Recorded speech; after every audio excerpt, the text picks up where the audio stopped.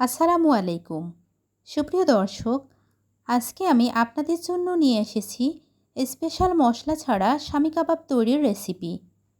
Special মশলা ছাড়া ঘরে থাকা উপকরণগুলো দিয়ে স্বামী কাবাব তৈরি করে নিতে পারবেন। সেই রেসিপিটি আজ আপনাদের সাথে আমি শেয়ার করব।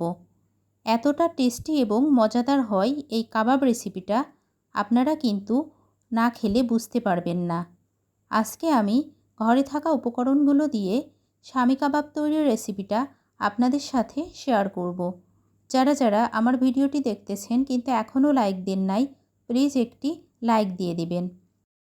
তার জন্য আমি 2 কাপ পরিমাণ বুটের ডাল নিয়ে নেব। এই ডালটাকে আমি 4 ঘন্টা ভিজিয়ে রেখেছিলাম। দেখেই বুঝতে পারছেন কতটা ফুলে মোটা হয়েছে ডালগুলা। এবার আমি 1 কাপ পরিমাণ গরুর মাংস নিয়ে নেব। অবশ্যই হাড় ছাড়া মাংস হতে হবে।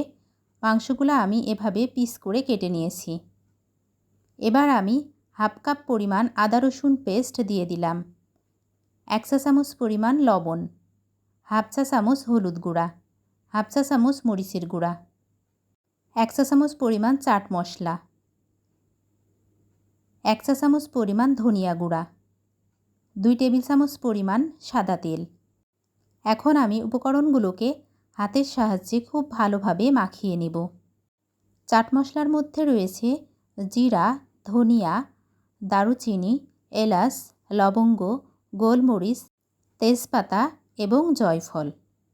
এগুলাকে আমি মাখিয়ে নিলাম। এবার চুলায় প্যান বসিয়ে নিয়েছি। প্যানের মধ্যে আমি মিশ্রণটাকে দিয়ে দেব।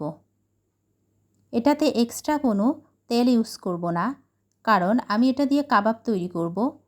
যদি মিশ্রণটাতে তেলের পরিমাণটা বেশি হয়ে যায় তাহলে কিন্তু আমার কাবাব তৈরি করতে অসুবিধা হবে। এটাকে এখন আমি খুব ভালোভাবে কষিয়ে নেব।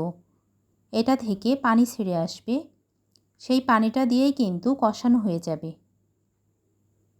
আস্ত বুটের ডাল এবং মাংসটাকে আমি কষিয়ে নিয়েছি। দেখে বুঝতে পারতেছেন কষানো হয়ে গিয়েছে। এবার পরিমাণ মতো পানি অ্যাড করে নিলাম। পানিটা একটু বেশি পরিমাণে দিতে হবে, কারণ বুটের ডাল এবং মাংস দুইটাই কিন্তু সিদ্ধ হতে বেশি সময় লাগে। এভাবে ঢাকনা দিয়ে ঢেকে আমি 40 মিনিট মিডিয়াম টু লো হিটে জাল করব। ফিরে আসলাম 40 মিনিট পর। এখনও কিন্তু ডাল এবং মাংস থেকে পুরোপুরি পানিটা শুকিয়ে আসেনি। আমি অবশ্যই মাংস এবং ডাল উঠিয়ে দেখলাম সিদ্ধ হয়ে এসছে। পানিটাকে পুরোপুরি শুকিয়ে নিলাম। এটাকে ঠিক এভাবে ফ্রাই করে নিতে হবে। এখন এটাকে মিক্সিং বোলে নামিয়ে নেব। বন্ধুরা, দেখে বুঝতে পারতেছেন কতটা দারুণভাবে আমি ফ্রাই করে নিয়েছি। এবার এটাকে ঠান্ডা করে ব্লেন্ডারে আমি পেস্ট করে নেব। আপনারা চাইলে শিলপাটায়ও বেটে নিতে পারেন। আমি অবশ্যই ব্লেন্ডারে পেস্ট করে নেব। একেবারে মিহি করে পেস্ট করে নিতে হবে। মিশ্রণটাকে আমি এভাবে পেস্ট করে নিলাম। হাতের সাহায্যে আপনাদেরকে দেখিয়ে দিচ্ছি কতটা মিহি করে নিয়েছি। এরকম মিহি না করলে কাবাব তৈরি করতে কিন্তু অসুবিধা হবে আর খেতেও মজা লাগবে না।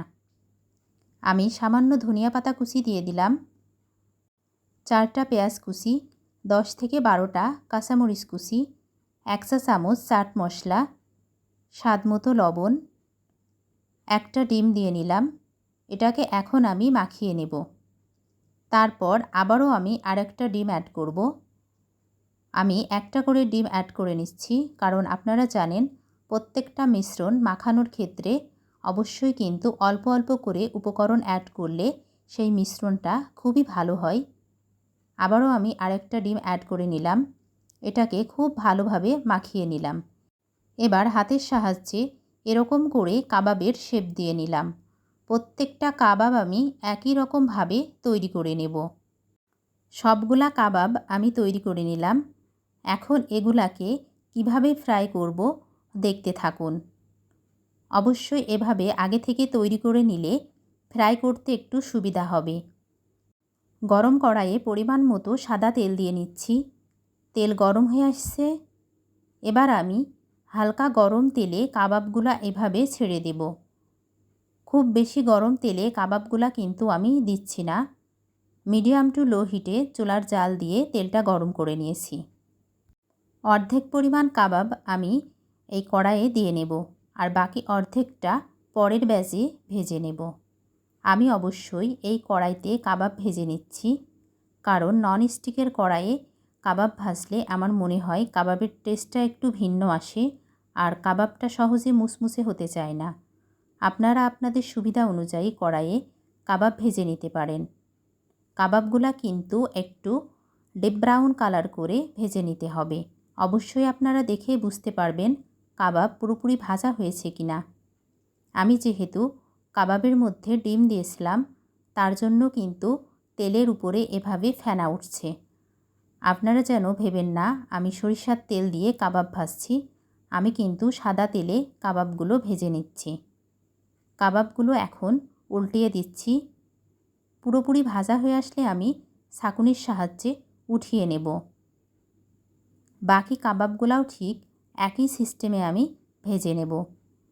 কতটা লোভনীয় হয়েছে দেখেই কিন্তু বুঝতে পারতেছেন। সবগুলা কাবাব আমি একই রকমভাবে ভেজে নিলাম। আপনারা অবশ্যই ঘরে থাকা উপকরণগুলো দিয়ে খুব সহজে শামি কাবাবের এই রেসিপিটা ট্রাই করে দেখতে পারেন, কতটা টেস্টি এবং মজাদার হয়। এই কাবাবগুলো দেখতে যতটা লোভনীয় হয়েছে, খেতে কিন্তু তার থেকেও দ্বিগুণ মজা ছিল। আমি অবশ্যই খাওয়ার পরেই ভিডিওটা এডিট করেছি।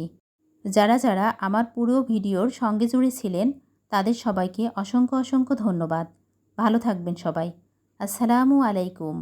আল্লাহ হাফেজ।